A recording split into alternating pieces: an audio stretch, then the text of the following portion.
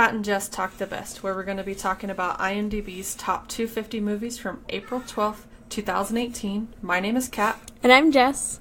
And today we are talking about our superhero event. Our first movie for that is going to be The Incredibles, which is an animation action adventure movie from 2004.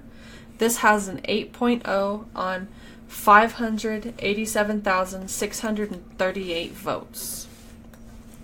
The spoiler-free synopsis: a family of undercover superheroes, while trying to live a quiet suburban life, are forced into action to save the world. Cool. This is literally the only one I could find. You're good. Alright, so I'm about to yell at a cat. Anyways, so this is directed by Brad Bird, and he also directed the second Incredibles and Ratatouille and The Iron Giant. Oh, I love that movie. Right? I love The Iron Giant. It's a great movie. Great movie. It Kind of is. sad, though. Yeah. And it is stars Craig T. Nelson, Holly Hunter, and Samuel L. Jackson. Yes. Some One great of voice the only acting there. movies where he doesn't say motherfucker. Because it's a Disney movie. He might get in trouble for that. Very true. Alright, so Rotten Tomatoes and Metacritic. The Metacritic rating for this is a 90. The average rating on Rotten Tomatoes is an 8.3. 97% of critics liked it. So 239 reviewed it. 232 were fresh. 7 were rotten. 2 of the fresh: J.R. Jones. The sleek computer animation is spellbinding as usual. I feel like that's not anything, but okay. Yeah, that's what I was going to say, too. Like, what? Because that's just you trying a little bit, I guess. Yeah. Andrew Saris. The often weary and pointed dialogue reminded me of the glory days of radio. I can see that a little bit. It does kind of have, like, that older feel to it. Yeah. Especially at the beginning. So 2 rotten. Eleanor Ringel Carter. Bird and the Pixar whizzes do what they do excellently. You just wish they were doing something else. Ouch. Yeah, that's kind of harsh. Ouch. That's painful. That's super painful. Jeremy Hellman. Since it's too much a crowd pleaser to be critical of violent payoff that it delivers, it's tough not to take its apparent message seriously. Okay. Yeah, okay. That was kind of confusing, but alright. I apologize for my cats. That's okay. They're a mess today. This consensus: bringing loads of wit and tons of fun to the animated superhero genre, The Incredibles easily lives up to its name. Yes. Yeah, I agree. it does. I agree with that one. Alright. So the income. The budget for this was $92 million. Its gross that it made in the U.S. is $261,441,092. Internationally, $371,578,642. For a worldwide total of $633,019,734. Its opening weekend made $70,467,623 from it was in 3,933 theaters as its widest release. It was in theaters for 161 days, which is a total of 23 weeks. Huh. Had a normal run. Yeah, it's about normal, especially for a Disney movie. Yeah. Its all-time domestic rank is 106, and its highest all-time rank, it hit on March 6th of 2005. It was number 28. It's pretty good. Yeah, it's pretty high. So, it has a lot of awards, 65 if you don't include the 2 Oscars that it won. Wow. The only two that I'm going to talk about are its 2 Oscars, because that's a lot of awards to talk about. That is, like, what was the other one we talked about recently? It was, like... La La Land had, like, 200. Yeah, that's what I was thinking. I was like, I remember one of them had a bunch of them, and you're like, oh, hell no, I'm not going to be saying all of that. Yeah. So, the 2 Oscars that it won, it's Best Achievement in Sound Editing, and then Best Animated Feature Film for the year. Huh. And I think, let me look real quick, I think that's like the third, this is like the third one to win that Oscar, the animated feature film. I have a list, hold on. The animated one for Disney? Yeah, so The Incredibles is the fourth film to win the Best Animated Feature Film. What was the others? The ones before it, 2003 was Finding Nemo, 2002 was Spirited Away, and 2001, which was the first one, was Shrek. That makes sense. So it's the second Disney movie to win it. It's pretty good. Yeah. I mean, Spirited Away is a really good movie, too, but we don't get to that till, like, way later. Yeah, that's, like, numbers. It's, like 20-something. Yeah, I was just saying, the 20s. So, we'll see. But yeah, those are the 2 Oscars that it won. And then I'm pretty sure it won a ton of awards for the animation. Oh, I bet so. It's really good animation. I don't know why it's not nominated for a film score. Yeah. That's what I always thought. I thought it was one of the best musical scores, but we'll get to that later. All right. So your initial thoughts? I'm trying to remember the first time I saw this. It was like when it first came out, I think. Yeah, I can't remember the first time I saw it, but I know I loved it. Yeah, me too. I really liked the music for it. Yeah. Yeah. I just thought it was really entertaining the first time I saw it, and I definitely didn't see the villain coming, but that's because I was young. Yeah, same here, actually. I was like 10, so... Yeah, I was like, okay, who's gonna be the villain? I like movies like that where you have to really think about it. Yeah. I don't think I have anything else on my initial thoughts. Nope. I mean, it's been a long time since I first saw it, so... Yeah. Spoiler alert! Spoiler alert! Spoiler alert! Spoiler alert! Spoiler alert! Spoiler alert! Alright, that was your warning. If you haven't watched the film yet, then stop listening and come back after you've watched it. So it starts off with an interview with Mr. Incredible, and they're like asking him if he has a secret identity, which I think is kind of a stupid question. It's like, he's not gonna tell you if he has a secret identity or not. I'm like, I mean, of course he has one, It's but like, he's not going to tell you what it is. It's the whole point of wearing a mask. Yeah. And speaking of masks, I really hate this with superheroes. Especially ones that wear masks like they do, where it just covers their eyes. Like, seriously, you think nobody's gonna know who the fuck you are by covering your eyes and a little bit of your cheekbones and your eyebrows? I mean, another good example of that is, like, Superman. I mean, Oh my God. come on. He just wore glasses. And, Yeah, like, and his then does a part little was, curl. like, a little different. That's it. Yeah. Yeah. I mean, that's just another good example of just, wow. Yeah. Terrible hiding of your identity there.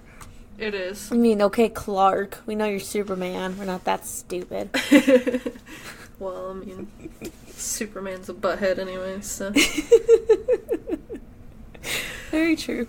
Very true. So we see Mr. Incredible and Elastigirl and Frozone. They're all kind of giving little interviews.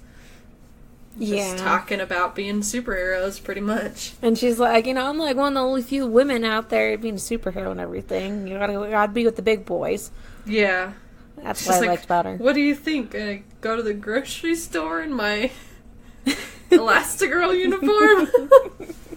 I thought that was funny. So then it jumps to the guy, he's in the car. Mr. Incredible. Yeah. And he's driving somewhere. And he's like in a Yeah, tuxedo and he looks really dressed up all nice. And he's, he gets a call on his scanner about a police chase. nice. Yeah. And he's like, I got time for this. Yeah. Checking his watch constantly. His car transforms and changes him into his superhero uniform and all that.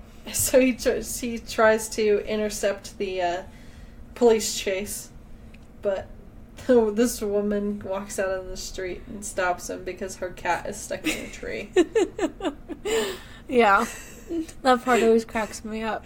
It does. It's so funny. It's like a little old lady, and she's like, but, Mr. Incredible, Mr. Incredible. So, he picks up the tree out of the ground and starts shaking it. Because he's that strong, he just picks up shaking it, trying to get the stupid cat out of a tree. Yeah. And so he's shaking it and shaking it and shaking it and keeping an eye on where the police chase is at. And then he finally gets the cat out of the tree. The cat falls into the lady's arms. And then he slams the tree down right in front of the car that the police are chasing and stops them. He's like, does two things at once. Yes. And then he gets back in his car and he has Incrediboy in his car. Yep. And He's like, Incrediboy, his name is Buddy. And he's like a super huge fan of Mr. Incredible. His number one fan. Number one. That's But important. But Mr. Incredible tells him that he works alone. Yep. So he uses his ejecto seat and sends Incrediboy out of the car. I'm like, annoying little kid. Okay, I can see you're busy. You can't really talk right now. So I can see why I kind of tossed him out, but there's a little bit of a grudge there. Another crime. Someone's robbing a bus or something like that. And so he goes to catch the robber because he still has time. But he's like sneaking up on the robber, but Elastigirl gets him first and punches him. Elastigirl is super stretchy. She kind of reminds me of a character in Fantastic Four cat. What's his name?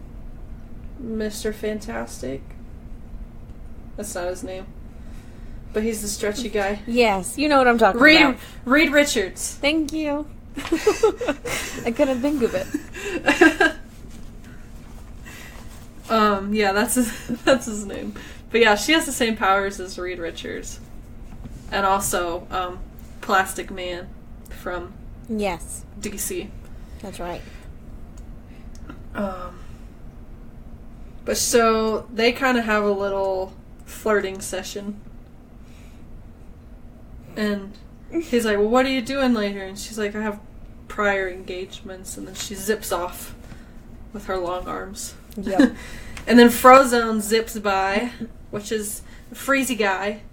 His ice powers. Like, what's her name? Caitlin Snow in The Flash. Yep. Killer Frost. They have the same powers. But Frozone asks him if he's late, and he goes, I still got time. He's like, you're supposed to be going somewhere? Come on, focus here. So, then he sees this guy, like, trying to jump off the roof, and he jumps to save him. And he jumps into a bank. Yeah. Where he intercepts Bon Voyage, which I think is such a funny name. It's so punny. So punny. I love it. There's so many puns. I think superhero names are just puns. Yeah, most of them are. Incrediboy shows up. Gets in the way, of course. Yeah. He's a pain in the butt. Bon Voyage only speaks French. Yep. So, he is trying to get away, but he puts a bomb on Incrediboy, because Incrediboy's trying to help. Mr. Incredible sees the bomb and tries to stop Incrediboy as he's flying away. Because Incrediboy made his own little gadgets so he can fly too. Because he doesn't have any powers, so he made gadgets instead. Doesn't that remind you of somebody? Iron Man. Uh-huh. And Batman. It was like 2 of them that we're going to be talking about later. Yes. So, Mr. Incredible's trying to stop the bomb, and the bomb falls off of Incredible's cape and lands on a train track. Yeah. And blows up the train track, so Mr. Incredible has to stop the train. I mean, he does stop it. It's like hanging off the edge. Yeah. But he still stops it. Yeah, he just doesn't stop it very well. No. And this is just kind of like an entire disaster. Yeah. He should have just went to where he was supposed to in the first place, but no. Yep. And then he realizes that he's late to where he was supposed to be going. Yeah, he's like, I gotta go. You guys clean this up. Yep. So then he gets there. It's going to a church because he's getting married to Elastigirl. Yay! Yep. And so they're arguing. She's like, when you asked me what I was doing later, I didn't think you really forgot. She's messing with them. Aww. But they get married, and it does show the audience, and it's funny because neither of them are wearing their superhero stuff. Like, they're dressed up like a wedding, and so is Frozone, which is their best friend. But then if you look in the audience, everyone is wearing superhero stuff. Yeah, they're all in their superhero garb, like with a Gazer Beam and... Yeah. There's some other ones. Yeah, I thought that was funny. And then we jump to a news report. Mr. Incredible is being sued by the guy who jumped out of the building. And who he saved. Yeah, because he didn't want to be saved. He wanted to die. It's like, so you're just gonna get this guy's money just because you're gonna get your way. Yeah. People are stupid. Yeah. So then he gets sued by the people on the bus. Or not the bus, on the train. Yeah. Because they think it was his fault that the train crashed. Which, I mean, it kind of was. It was also kind of Incredible's fault, too, so... I think it was more Incredible's for being pain in the butt and in the way. But yeah. I don't like him very much, but that's me. Yeah. There's reasons. True. But then Mr. Incredible being sued causes other superheroes to get sued. Mm-hmm.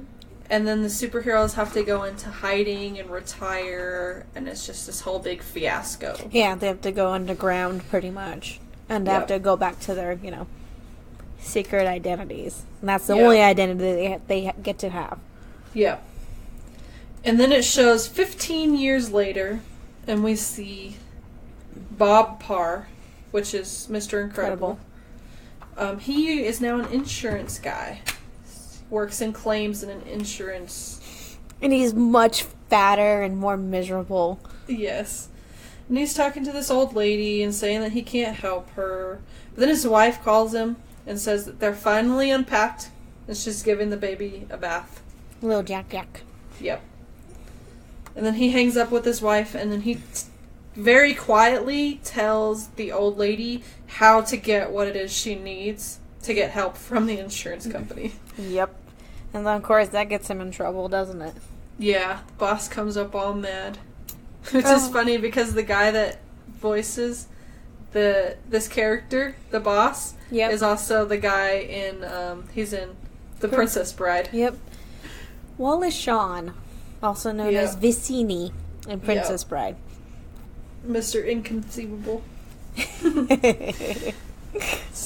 One of the only words he knows. Only one. So, Helen, which is Bob's wife, which is Elastigirl, she gets called to her son's school in a meeting with the principal. Her son's name is Dash, and he was caught on camera putting a tack on the teacher's seat before he sat down. It's like he was caught on camera, but like not really, because Dash is really fast. He's like the Flash. Yeah, he's got the Flash powers. The principal just kind of lets him go, even though the teacher is, he did it, you gotta get him. He's like, I caught him. And yeah. he's like, oh, okay, buddy. It's alright.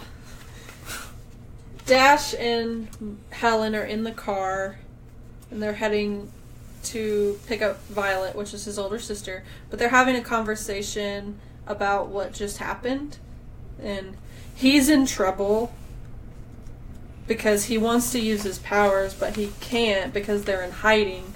And he's like, well, if you would just let me go out for sports. And she's like, no, you can't go out for sports. You know why. You're super competitive and you'll use your powers. Yeah. I mean, the kid's fast. He'd beat everybody, but... Yeah. Can't really let that shown. Yeah. So, Violet, we see, is watching some guy walk out of the school. It's her crush. Total crush there. It's so cute. Violet's adorable. I love her. And the guy turns and, like, looks where she was, but she has gone invisible. Because that's part of her powers. She can do that. Yes. She can be invisible. She can do all kinds of different things with her mind. Yeah. So, then Dash calls for her, and she runs to the car and gets picked up, and then they go home. And then we see Bob driving in his tiny little car. Because this is when, is this after he got fired? No, not quite. This is where he was being threatened, after he was being threatened by his boss about people knowing the ins and outs of the insurance. So he comes home and he's mad because he had a bad day. And he messes up the car. And it's dinner time, and he's just not really in the mood for dinner. And Dash is trying kind of to tell his dad about what happened, but his mom's like, this is not a good thing.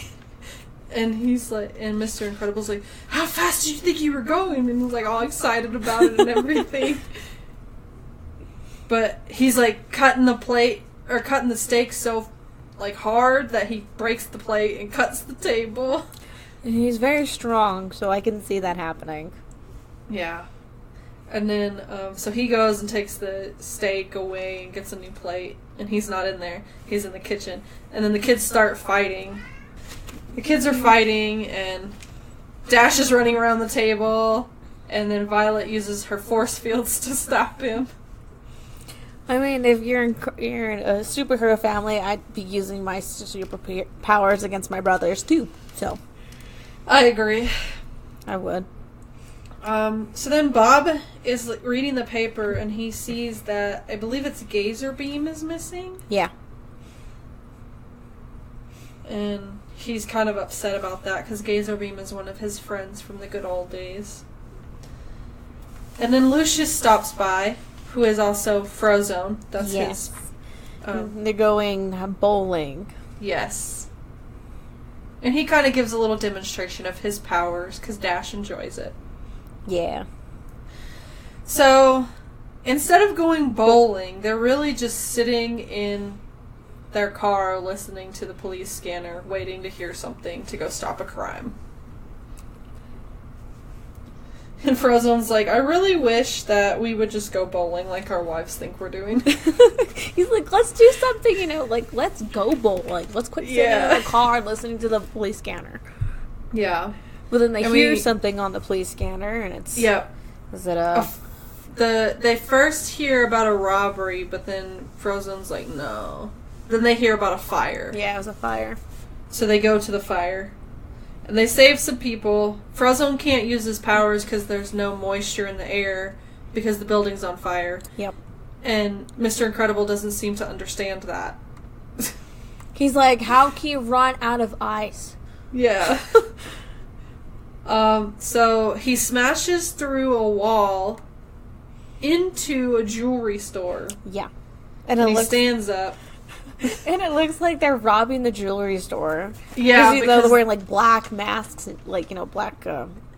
ski masks. Thank you. Ski masks. Because they can't wear their super suits. No. Because they're supposed to be retired. Yes.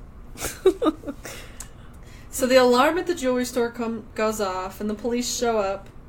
pretty quickly. Well, I mean, there was a fire next door, so, I mean, they weren't far. No. That was pretty quick, though. Yeah. So the police guy tells them to freeze. And Frozone sees the little jug of water, so he reaches down and gets a drink. He's like, I'm thirsty. Yeah. And the cop keeps telling him to freeze. He says, okay, we'll get your drink. And then he's like, I know. Freeze. And he freezes him. All the ice. Yeah. And there was a woman in a car watching them. She's got, was that like whiter silverish hair? Yeah. And she is talking to somebody on the phone or radio or something, and her target was originally Frozone, but she changed her target to Mr. Incredible. She's like, oh yeah, this is the one he wants to, see. Yeah. So then we see Bob sneaking in late, and Helen caught him. And she catches the soot on his shirt. Yeah. And they're arguing about him using his powers. And he's like, it's just a little bit of recreation. Like, it's no big deal. Yeah. And she's like, it is a big deal because if you get caught, we get relocated again. And it seems like they just keep moving and moving because yeah, because earlier she said it had been, when they were talking on the phone, it had been 3 years since the last time they had been relocated. So it seems to be a recurring thing that he uses his powers and messes it all up. Yeah. Good job, Bob. Yeah. And the kids are listening. And Mom's like, oh, we're just having a heated discussion. We're not arguing. No. We're just discussing. And everybody heads to bed. Then the next day is when Bob is in trouble with his boss. Yeah, I always forget the order. Yeah. He's getting griped at because people know the ins and outs of the company and they're not supposed to. And then we also see the stalker woman, the woman with the silver hair, because I didn't know what else to call her at this point because we don't know her name yet. So she is at Bob's office, and she goes into his little cubicle with something. We don't know what till later. Yeah. But, so, boss is lecturing Bob and telling him how he needs to just do his job and not give people help because we're not supposed to help them even though we're an insurance company. I'm like, that's kind of rude. Yeah, that is. And Bob sees a guy outside getting mugged. And his boss is like, well, let's hope we don't insure him. That part made me laugh. I was like, ha. Yeah. So, Bob gets mad and is like gonna leave, but his boss says he's gonna get fired if he leaves to go stop the mugging. So the guy gets away that was mugging the other person. And boss is sitting there griping at Bob again. And Bob just kind of grabs him by the neck and then throws him through a wall. It's like walls. Yeah, it's like 10 walls. And he's fired. Well, of course. At this point. Boss is in the hospital. Rick, which is like their lawyer, their superhero lawyer guy. Yeah. He's talked to Bob's old boss. This is not his boss anymore. And says that they're going to figure it out and that they shouldn't have to relocate. So then he gets home and he's going, like, throwing away stuff from his briefcase and he finds this little tablet thing. And it's in an envelope, if I remember correctly. Yeah. Like a manila. Yeah, it was in a manila envelope. And this is where we learn the silver hair lady, her name. Her name is Mirage, and she's offering him a job where he can use his powers to stop this big droid thing and be able to help people. Yeah, it's like this huge ball-looking thing. Yeah, with legs. It's kind of weird. It's called the Omni Droid. Yeah. So he kind of looks up at all the newspapers and everything from his glory days, and he's like, slowly reliving it, kind of, in his mind. He's like, yeah, I'm gonna do this. And then the tablet shoots out a little card with Mirage's name and phone number on it. And he has 24 hours to respond to the offer. And then the tablet blows up. Yep. And it causes the fire extinguishers in the house to go off. So everything gets all wet. Yeah. And then he's hair drying books, which I don't think would actually work, but I mean, it might. I don't know. I've never tried it. Yeah, I haven't either. Mostly because I don't get books wet. Yeah, I don't either. So then he tells Helen that he got a promotion and then he's got to go on a business trip. Yeah, that's his lie, of course. Yeah. He's not going to tell her that he got fired. Yeah. Again. So then, this is where he calls Mirage and tells her he's in. And then he learns more details about the Omnidroid, which is the thing that he's going to be taking on. And he's like in some little airplane thing or something, heading towards the island. Yeah, he's in his old suit. Yeah, which is blue. Yeah. Blue and black with a little red eye. Yes. I think. Yeah. Yeah, you're right. And then so he gets in like the little launch chute to launch him to the island, but he's too fat. His gut just gets stuck. Yeah. But then it eventually does launch him. And she tells him before it launches him completely that it's a learning droid, so he needs to be careful, because it'll learn as it fights him. Yeah. But then so it launches him into the jungle, and he's in the jungle, and he finds the Omnidroid and fights it. And he's kind of fighting it all over the jungle. And then he throws it into the lava. They like fall down into this little cave thing. Yeah. He thinks it's all done, but then it comes back. Yep. It's all glowing red. I'm like, oh my god, that is awesome. Yeah, and then he's like underneath it after that. And there's like, it's got an eyeball on the top and then another one that I can put out on the bottom. And it's not really an eyeball, it's just kind of like a sensor thing. And then he's like standing under it so it can't see it. And he yanks the bottom one off and like climbs up inside.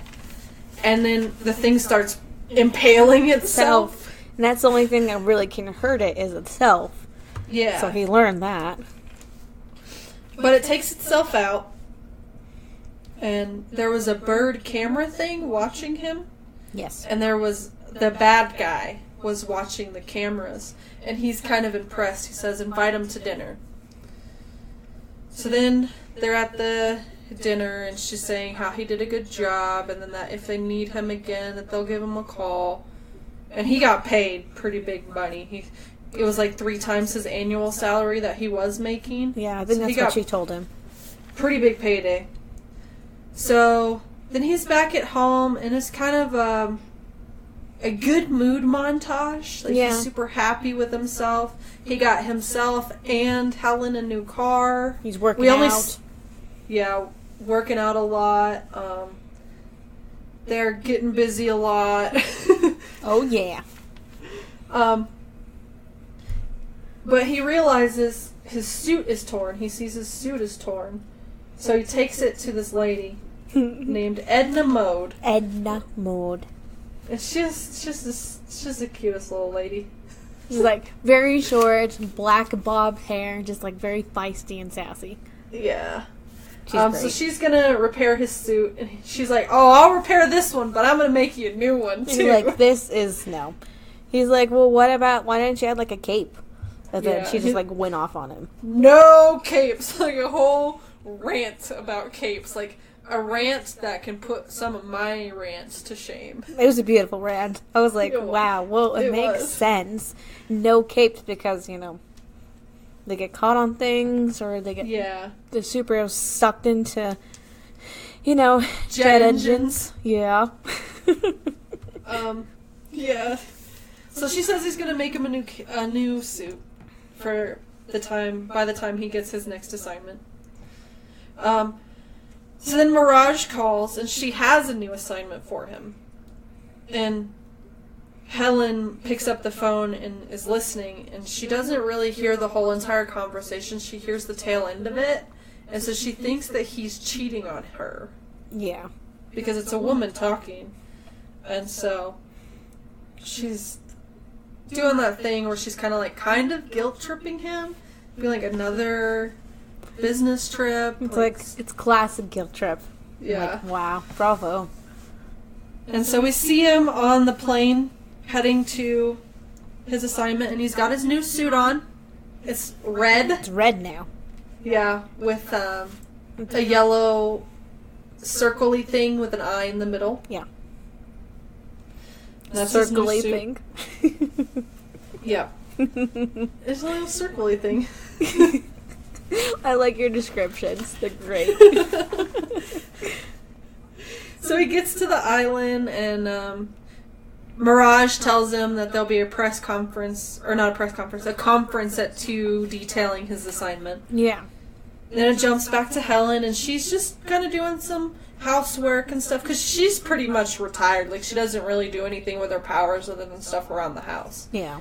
Like, if there's a light bulb way up top she can't reach, she uses her powers to get the light bulb. That's pretty much what she uses her powers for now. Or, like, when she's vacuuming, she stretches her arms out so she doesn't have to, move as much.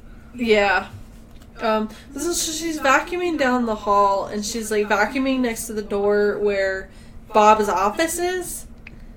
And she's picking up all kinds of debris, so she goes in there, and she's, like, looking around, and she notices that the super suit has been stitched up. Yeah, and she's like, Edna. Yeah, so she calls him, and Edna's like, oh, yeah, I stitched it up, and you should see his new one, and this and that and the other, and, like, trying to get her to come and see the other suit, because she's implying that she has a suit for her as well. Mm-hmm. Yeah, she does. And so then it jumps to Bob again, and he's going to the conference room, and it's 2 o'clock, but there's nobody there. And then the wall just kind of, like, disappears, and there's another droid. Boom, and just, like, attacks him immediately. Yep. And then there's an announcer, because this droid kind of gets the better of Mr. Incredible, because he wasn't really expecting it. No. So this one gets the better of him, and the bad guy stops the droid, and he's like, I've went through so many supers to get this ready to fight Mr. Incredible. And you realize that this is the bad guy. You're like, oh, bad guy. Bad guy. And his name is Syndrome.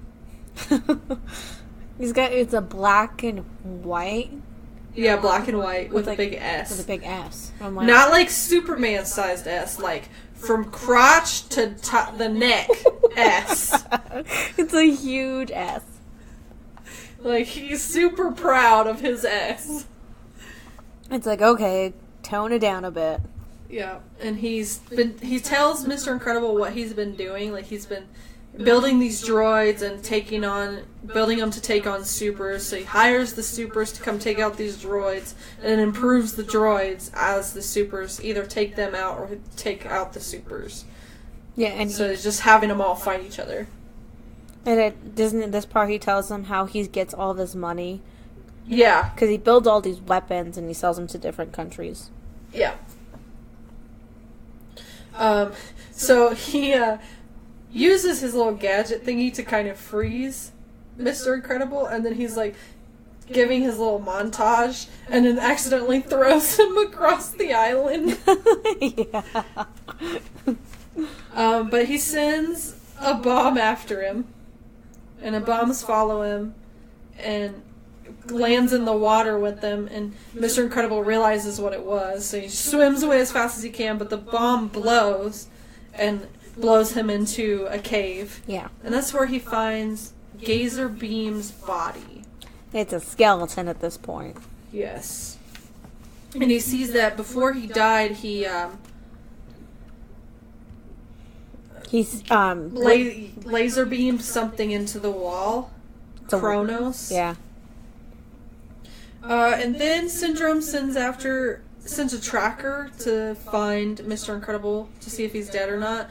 But the tracker couldn't find any signs of life because Mr. Incredible was hiding behind Gazer Beam. Like, that is a horrible tracker Seriously. if it can't find a human body, like an actual living person behind a dead skeletal body. Seriously. I'm like, that is just bad technology there. Yeah. So, Syndrome thinks that Mr. Incredible is dead, even though he's not. He's not. And then we see Edna, and she's talking to Helen about the new suit that she made Mr. Incredible, and kind of hinting that she's made more, especially that she made one for her. So they go down to the workshop. And this is a really cool workshop. It is. So they, she says she started with the baby and just kind of did everything because she wasn't sure what his powers were. Because he's a baby. You don't know yet. Yeah. And Helen doesn't think he has any powers. And at the moment, we don't know that he has any powers. Yet. Yeah. Not till near the end. Yeah, near the end is when we learn he has the powers. So she shows the baby's suit and then Dash's suit. And Violet's, too. Yep. And she shows, like, how it adapts to them. Yeah. And her suit, too, of course. Yep, her suit can stretch as far as she can and still maintain its shape. And then it jumps to Mr. Incredible, and he's, like, sneaking around the island and trying to find out what's going on and find out more of Syndrome's plan. And he manages to get all the way inside. He goes and distracts people and throws a pot on some of them and knocks one of them off the roof. And I'm like, this is really bad security. Yeah. I mean, I know it's on an island, but still. Bad security. Yeah. But so he gets into the big lava room, and he's, like, trying to use the big Easter Island head to open the lava door. But then it opens itself because a mirage is coming out, so he's hiding behind the Easter Island head. But then he runs down the hall and barely squeaks through and finds the big computer, which happens to have the password as Kronos. Yep, so he types it in. He learns all what's going on, what he's doing with it. Yep. And then we see Helen. She's on the phone with InsureCare, which is Bob's old job that he got fired from, that she doesn't know he got fired from. Yep. And they say he doesn't work there anymore.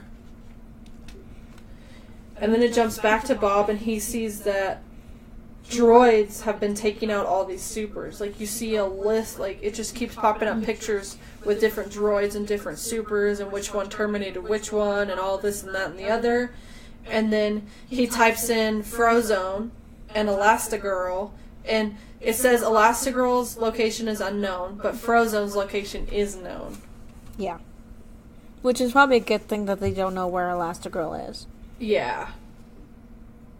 And then Edna tells Helen that there's a tracker in each suit and gives her the tracker, and she pushes the button, and that sends out a signal on Mr. Incredible's suit and, like, gives him away that he's sneaking around in this little base thing. So he gets caught by these, like, black blubber ball. It's like black flubber. Yeah, and they, like, stick to him and, like, grow and, like, slow him down. Yeah. And Helen thinks he's cheating on her still. But so she's gonna go after him. So she takes the suits home, and then she's, like, packing and getting ready to go after him. Because the suits have a tracking system to them. Yeah, so she's gonna follow the tracker to him. And she calls one of her friends who owes her a favor, and he gets her a plane. And the kids find their suits. Dash finds his, and he's super excited about it. Yeah. And then Violet finds hers and isn't really too sure what to do, but she, like, uses her hand and turns it invisible, and she's like, whoa. So, then we see Helen is in her suit, and she's flying a plane, and she's, like, trying to call to have permission to land on the island. She's not in her suit yet. Oh, no, she's just wearing regular clothes. She hasn't changed yet. That's right. Yeah. I forgot. But so she's trying to call, and Syndrome is, like, interrogating Mr. Incredible, saying, you had to call for help. And he's like, I didn't call for help. He's like, well, then why do I have a government plane trying to land on my island? He's like, I don't know. Yeah. And then he plays the tower recordings, right? Yeah. He plays what's happening. and Mr. Incredible realizes it's Helen. And then Helen realizes, she like throws her bag onto the seat, and it lands on Violet. She was invisible. And the kids stowed away. Yeah, Dash and Violet. Yeah. They left Jack with the babysitter, whose name is Kari. Who doesn't shut up. No, she doesn't. She's just going on and on about how she has all these qualifications. But, so, Syndrome sends missiles for the plane, like heading to the plane. Helen's trying to get them to stop and says that there's kids on board. And She's Bob like maneuvering and flying all over. Yeah, and Bob hears everything. Yeah. And the missiles hit the plane.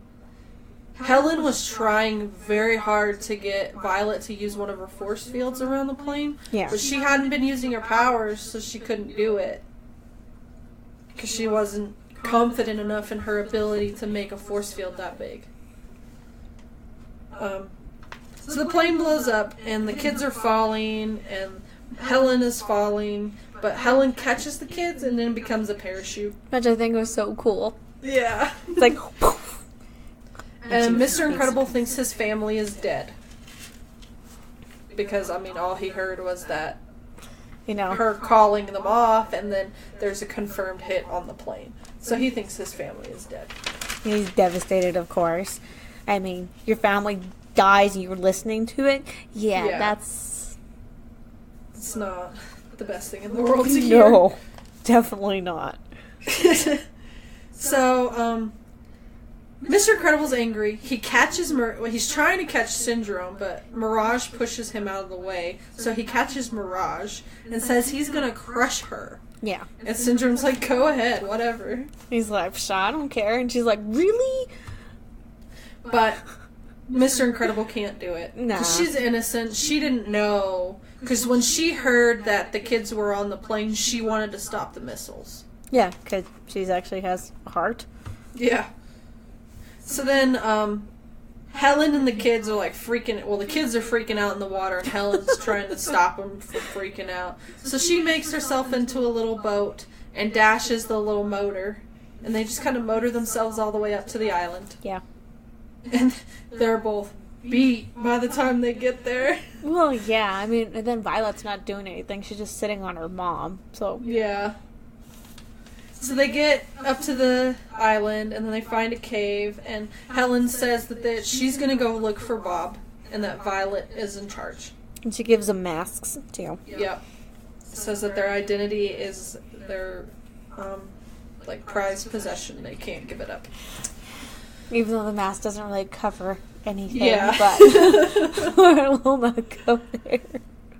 So, Violet comes out real quick and talks to Helen and says that she's she's really sorry that she couldn't do it and couldn't make a force field big enough to cover the plane. And Helen's like, it's not your fault. You haven't been using your powers because I have told you not to, so you're out of practice and you don't know what you're capable of right now. And she shouldn't have pressured her into doing it. Yeah. So, then we jump to Mirage. She's upset at Syndrome. Well, yeah, I'd be upset too. I mean, Yeah. your boss is like, yeah, kill her, I don't care. Yeah, so she's kind of mad at him. And then we jump back to Helen, and she catches on to one of those little buggy thingies. Yeah. It kind of reminds me of, in Jurassic World, those little ball things that they used to ride around in the valley with the dinosaurs. It reminds me of that. Yeah, that's what I thought too. So she's riding the little ball thingy and, swinging back and forth to avoid the poles. And she sees a rocket. And so she jumps off of the little ball thing and heads back to the rocket. And is, super confused. What do they have a rocket for? Yeah. And then she's kind of sneaking around inside the facility. She gets her leg caught in the door. And so she stretches. And then she gets her middle section caught in the door. And stretches again. And gets her arm caught in the elevator. And then she beats up a bunch of guys. Which is really cool. I mean, if you're that stretchy, it works. Yeah. And then she stores away the guys that she knocked out. which I'm guessing she just knocked him out because it didn't look like enough force to kill them. No, it just looked like knocked out. There's some later in the movie that they do kill, but these guys, I'm pretty sure she just knocked them out. Yeah, agreed. So then we jump back to Violet and Dash in the cave, and Violet's practicing her little force fields around the fire, and Dash says he's going to go explore. And Violet's like, no. He's like, I'm not going to leave the cave. And so he's just off wandering. And then we see the droid, the Omni droid, is being loaded into the rocket. Yeah. And it looks like the rocket is getting ready to be shot off. And Dash is exploring the cave, and he comes onto, like, this concrete area. Yeah, he does. And then the rocket gets shot off, and fire comes out where Dash is at, and he books it. He runs. He's like, he has to grab Violet on his way out. And she's like, what did you do? And then Helen figures out where Bob is, because she's, like, looking in the security area and everything, and she figures out where he's at. And then we see that the rocket is headed for the city. Yeah, the city that they live at. Uh-huh. The kids wake up in the jungle. And Dash is, like, disgusted that he was hanging on his sister. He's like, ugh, gross. And then there's, like, the camera parrot thing again is asking them for identification, and it sends an alarm. So security guys come after them. Yeah. And Mirage sneaks in and lets Bob out. So Bob starts strangling Mirage, and then she's like squeaks out that his family is alive, and so he lets her go and hugs her. And this is when Helen walks in. And she's like, what the hell? She's like, all pissed off. I'm like, well, you have the suspicion in your head, and then you see your husband hugging another woman. Yeah. So she smacks Mirage. Yeah, she does. Kind of just... Yeah. But they leave. Well, no. They see that the kids have set off a security alert. Yes. So they run to go save the kids. Violet turns invisible and kind of runs away from her guy. And then we see Dash running away from his guy. And this is where we see how fast Dash really is. He can run on water. Yeah. He can run up the side of a little cliff. And he like runs up it and then lands on the little thing. And then the guy, he like punching him, and he's like, whoo, whoo, whoo, and punch. And it's super funny. He was having fun. He was. So then he's running all around the jungle, and he runs two of the little plane thingies into each other. Boom. Because they kind of cornered him, and he just like run back and forth between the two of them, and they're flying at each other, and he books it a different direction. Yeah. And then Violet and the guy that was chasing her, she's fighting him. She picks up a stick and hits him on the head. And then runs and hides in the water. Even though she's invisible, she shouldn't really have to hide in the water. No. But, the guy throws sand into the water to find her, but luckily, right before he's about to start shooting, Dash comes and gets him and saves her. Yeah. And then there's a bunch of them that come around, and she puts a force field around the two of them because she's saving Dash. And then Dash like starts running in the force field, and it's just like a little, like a hamster ball, and they're just going. That's what I always thought of it too. And then the parents find the kids. And then they all start fighting together. Real cute family fighting moment. Yay, family time. But then guess who shows up? Syndrome pops in. He's got them both frozen in their little thingies. And he's like, wait, Elastigirl and Mr. Incredible got married? And got busy? Yeah, oh my God. That's so funny. Love that line. So he has them caught up, like, same way that he had Mr. Incredible. earlier. Yeah.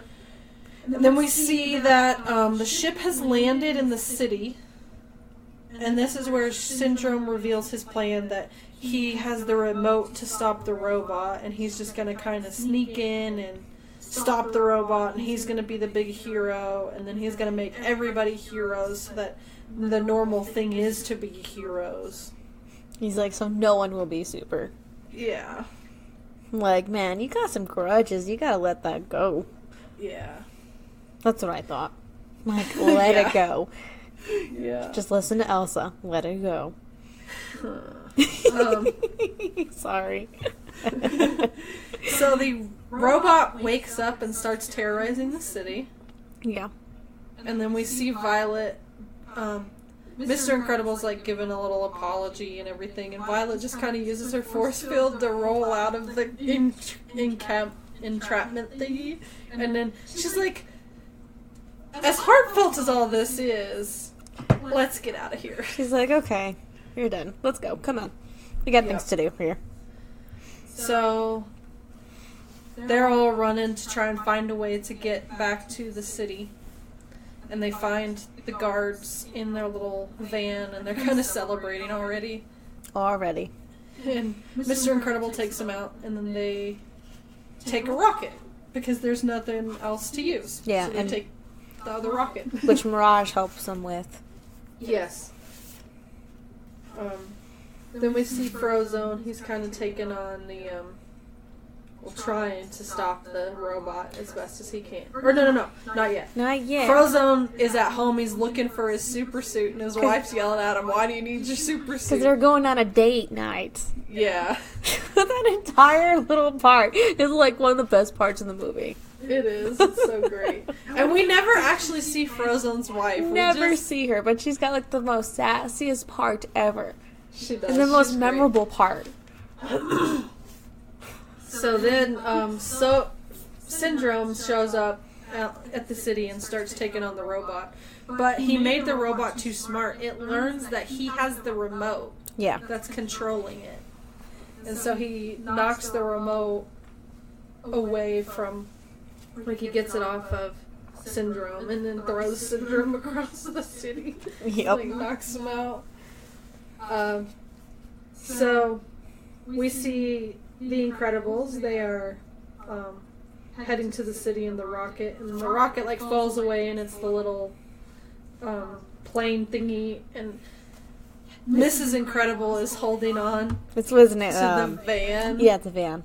Onto the rocket thing, and then she lets go as it like disperses, and they land, and they're like arguing which way is the best way to go. Like which exit to take. It's like, Yeah. really? It's like, that just reminds you of just like a simple married couple. I mean, you're like, no, Yeah. take this way. No, I can go this way. It's like, no, listen to me. Yeah. Yeah. I have that argument a lot. With Sean. Yes. Doesn't surprise me. So the van, they decide which way to take, but then the van starts rolling, and then it rolls and lands perfectly in the spot. And Mr. Incredible wants to go take on the droid himself because he Doesn't want to lose his family again. yeah, and Mrs. Incredible's like, you won't lose us because we're going to fight together. You know, get that through his hard head. Yeah. You know, he can't So do they everything all- alone. Yeah, so they all start fighting. So they're just kind of all fighting it at the same time and like separately, and then they find the remote. Yeah. And then they're all fighting over, like, trying to keep the remote away from the robot because the robot realizes that they have the remote. And so there's one point when they're all kind of just standing in the line. It's like right when they're almost done fighting the robot thing. Frozone is like freezing a wall in front of it. Dash and Violet are fighting over the remote, and Helen is just kind of standing there like, would you just push the right button already? And then Mr. Incredible's back in the back. He has one of the claws, and he realizes the only way to stop this thing is to use itself. Yep. And so he gets him to shoot it off in the right direction and everything, and it takes itself out. Yeah. Pretty much. And then woohoo, the day is saved, and everybody's happy. So they get the lawyers telling them that they don't have to relocate, that they did a good thing, and that they're kind of accepting of superheroes a little bit more now because of what just happened. It's been long enough. Yeah. I mean, come on, was it 15 years? Yeah. And then they get messages. Helen's checking the messages from the babysitter, and she's like freaking out, but not freaking out. And then she doesn't know what's going on, and then she's like 50 messages. So they're driving back, and then she says, "Thanks for sending a replacement sitter." And then like, I'm gonna send a replacement sitter, and Syndrome has Jack. Yeah. And he's like flying up to his little plane. And this is where we see that Jack has powers. He has like so many different little powers. It's great. He does. He's got like a fireball mode. He's got like his monster steel thing. Yeah, monster thing. Like he's got so many powers. And he gets away from Jack, and Mr. Incredible throws Elastigirl up to catch Jack, and the ship. Oh, Mr. Incredible also throws the car at the ship, and the ship kind of blows up and lands on the house, and Violet uses her force field to save everybody. Yeah, because Syndrome got, he was wearing a cape. And this thing about capes. Yeah, sucked into the engine. And kaboom! Yeah. So then we jump to, it's a track meet. Yes. And Violet is talking to the guy she likes, and he asks her on a date and everything. Well, she kind of asks him. It's kind of a mutual thing. It's mutual, really. Yeah. So Dash is participating in the track meet. And they're like trying to tell him like, well, don't lose, but don't win. Don't go too fast, yeah. It's like... So they're kind of coaching him through it, and the guy next to him was like, what in the world? They're like, second. Go for second. Yeah. Because he could beat all of them, but, make it look like he's not trying as hard. Yeah. So then they're leaving, and the ground kind of starts shaking, and this new villain comes up, and his name is the Underminer. Yeah. And we see them all with their masks on, and then Mr. Incredible pulls his shirt open like Superman does to reveal the eye on his chest. Yeah. And that's the end. That's the end of the Incredibles. Yep. So, music. The music is by Michael Giacchino? Something like that. Something like that. His very first thing that he worked on composing the music for was a video game called Gargoyles in 1995. Oh, yeah, I know that one. I do. Yeah, he did the music on that. I think it's based off the TV show. Yeah, I think so. So he is known for Star Trek from 2009, War for the Planet of the Apes from 2017, Ratatouille from 2007, and Inside Out from 2015. He composed the music for all of that.